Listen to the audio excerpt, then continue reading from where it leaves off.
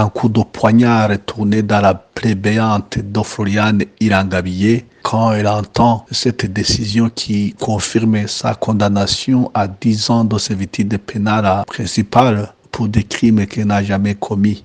Floriane Irangabillé, une dame qui venait d'un pays voisin du Burundi pour voir ses enfants, ne peut jamais être condamnée pour des faits d'atteinte à l'intégrité du territoire de son pays. Floriane Irangabillé a subi tant d'injustices, tant de séquestration, tant de tortures. Elle est meurtrie dans sa chair, dans son esprit, dans son corps. Floriane Irangabillé est une journaliste qui est persécutée par le régime du Burundi. D'ailleurs, elle est l'unique journaliste femme qui est emprisonnée dans toute l'Afrique aujourd'hui. C'est une honte pour la justice burundaise qui venait d'avoir l'occasion de dire le droit et de faire rentrer Floriane Irangabillé dans ses droits. C'est une honte parce que cette décision semble avoir été dictée par des milliers politiques extrêmes du régime du CNDD-FDD qui est déterminé à combattre les libertés fondamentales, à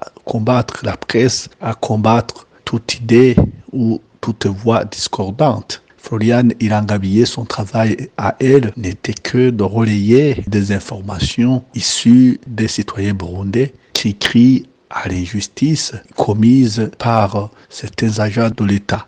D'ailleurs, Floriane Irangabillé contribuait comme d'autres journalistes à informer la population burundaise. Donc, Floriane Irangabillé n'a jamais commis les crimes qui lui sont reprochés. Je dirais que cette décision ne vient pas aider le gouvernement du Burundi ou la justice burundaise qui est fortement critiquée pour son manque d'impartialité, pour son manque de professionnalisme, et pour son incapacité à dire le droit. Cette décision rejoint d'autres décisions similaires qui ont été prises contre des citoyens innocents par cette haute juridiction du Burundi qui devrait en principe servir de modèle pour la garantie des droits et libertés pour tout l'ensemble des citoyens burundais.